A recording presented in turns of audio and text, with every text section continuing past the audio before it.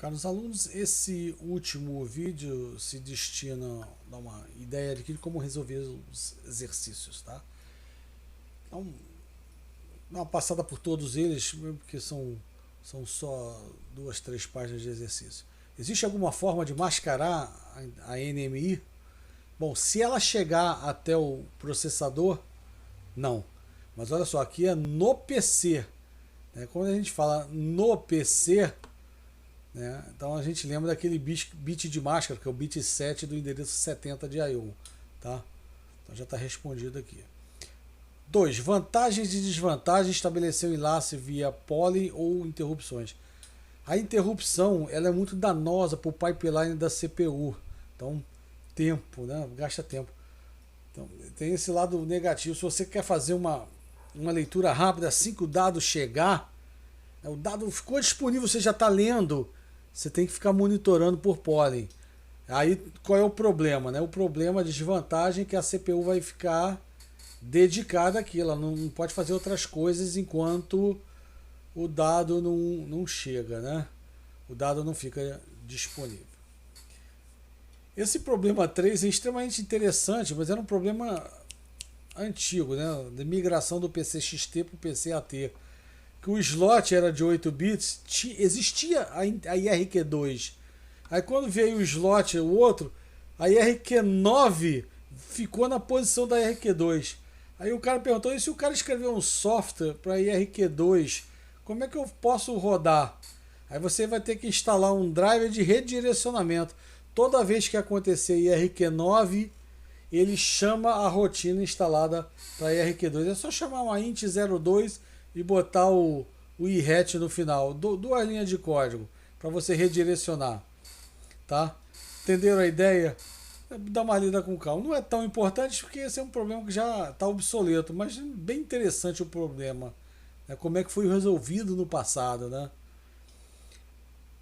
Essa 4 e essa 5 eu sempre peço nas listas de exercício, né? Você recebe o número de 0 a 15, faça uma rotina que desabilite a IRQ correspondente àquele valor, né? Ou habilite. E aqui a 6 aqui, faça isso escrevendo instruções de assembly que usem teste de bit. Aí fica fácil, né? Usando teste de bit é só botar o número da interrupção lá no... Só tem que separar se a interrupção é de 0 a 7 e de 8 a 15, tá? Só separar os dois casos. Tá ok? Essa aqui vai para a lista de exercícios.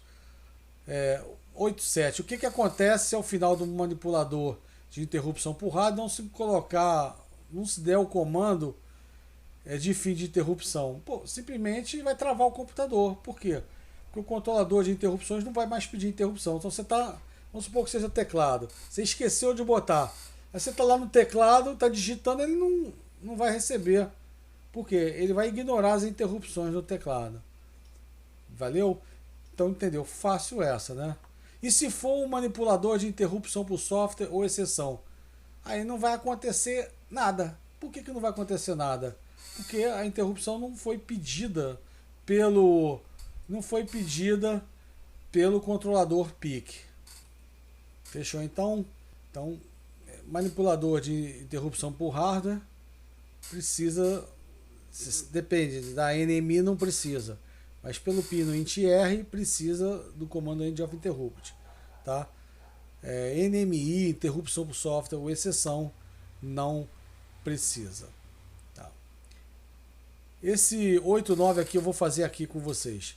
Eu quero saltar para esse endereço aqui, usando instruções, usando a instrução de IRET, tá? Como que usando um IRET eu salto para esse endereço aqui? Então vamos fazer isso. Então você não tem que salvar as flags na hora de retornar, não tem que salvar as flags. Então push flags, vou botar aqui.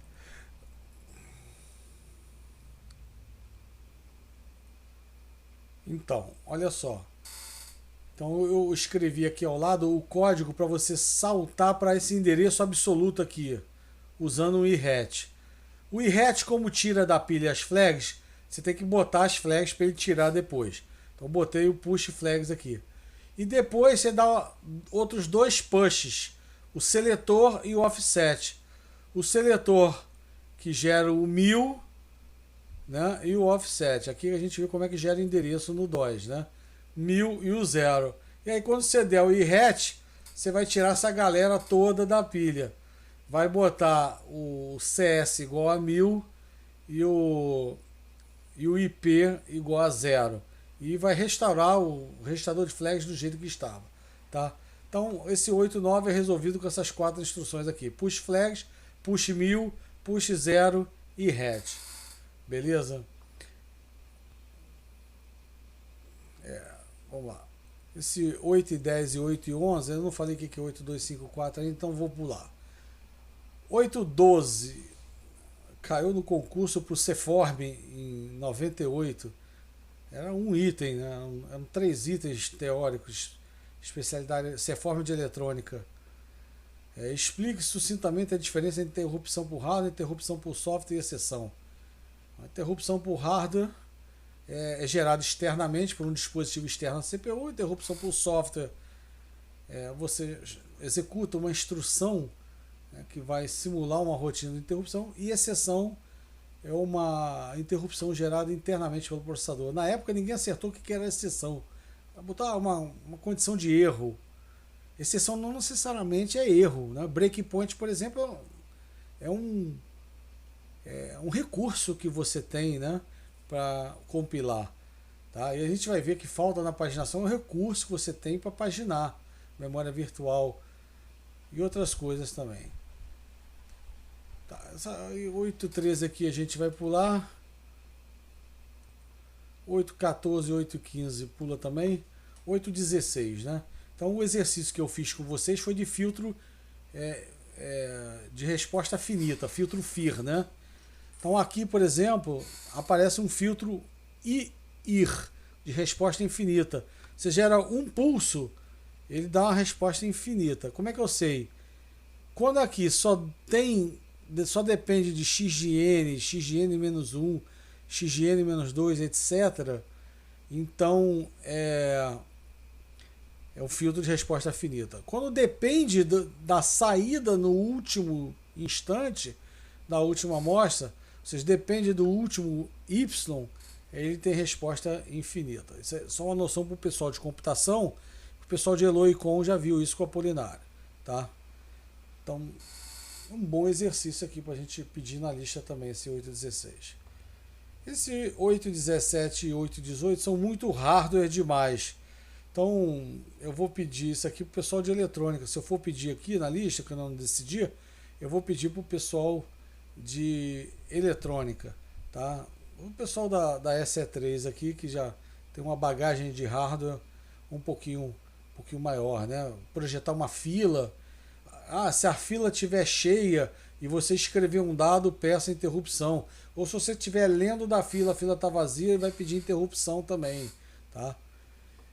São problemas que aparecem. Vários chips que você compra tem esse recurso da interrupção por acesso à pilha cheia ou acesso à pilha vazia. Escrita em pilha cheia ou leitura de pilha vazia. Tá ok? Esse 8.20 eu não vou pedir para vocês não, mas eu já fiz isso aqui antigamente, né?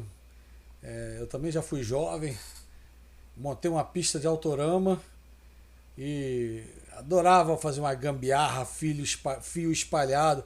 Eu botei lá um sensor de luz, tipo aquele que teve na prova do Big Brother. O cara marcava o tempo de início da volta, o tempo do final. Essa última prova do líder que teve, que a VTube ganhou. Então ele marcou o tempo pelo feixe laser, interrupção do feixe laser. Eu já fiz isso pedindo a IRQ7. Aqui no caso está IRQ5. Eu já fiz isso. Tá? De repente a gente pede aí no AVF da vida aqui. Não sei se eu vou pedir não, estou brincando. Tá? Mas eu já implementei isso assim que eu me formei. Assim que eu comecei a aprender PC, que eu não tive essa matéria na graduação, eu comecei a aprender sozinho. Aí você aprende fazendo, dando curto-circuito e queimando as coisas, né? Tá? Mas é um excelente projeto aqui, medição de tempo de volta de carrinho de autorama. Esse 821 aqui, eu já passei uma vez para o pessoal de computação na época emular um mouse para PC usando esse módulozinho aqui que é um giroscópio, tá? Acelerômetro, tá? Ele tem duas saídas GX e GY que são desse formato aqui, tá?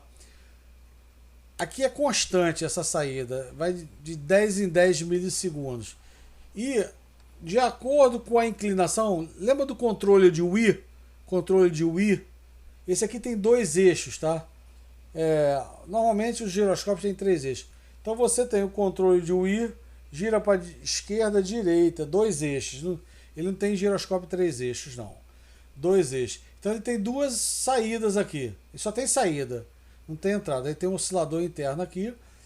Ele gera pulsos de 10 em 10 milissegundos, ou seja, uma frequência. O que você pode fazer? Você pode ligar isso aqui a um pedido de interrupção, não pode? Um pedido de interrupção. E aí. Vamos ver os dados do problema. De acordo com a deflexão, esse tamanho desse pulso aqui varia de 3,8 a 6,2 milissegundos. Ou seja, você está todo para a esquerda, 3,8. Todo para a direita, 6,2. Tá? Então, o que ele quer? Ele quer que você emule o mouse com isso. Tá? Emule o mouse, ou seja, coordenadas. Né?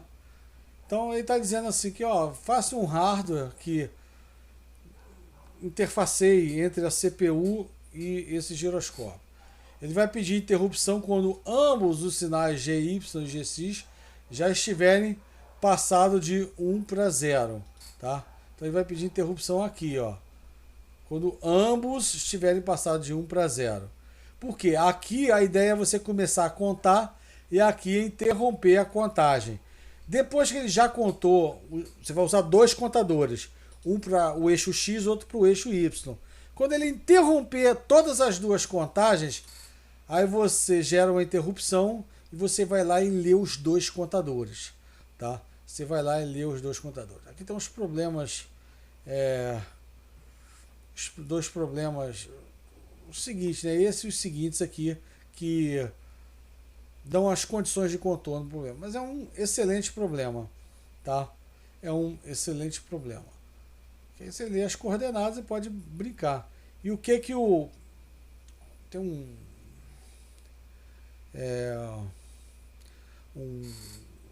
alguém lembra do Luiz Sampaio, que se formou Luiz Sampaio, o Oliveira de eletrônica, o Oliveira de com e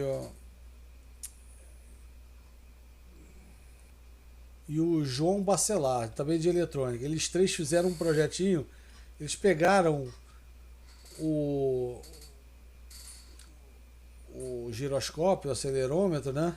Leram os valores e aí eles usavam funções do Windows para reposicionar o mouse assim que o cara mexesse.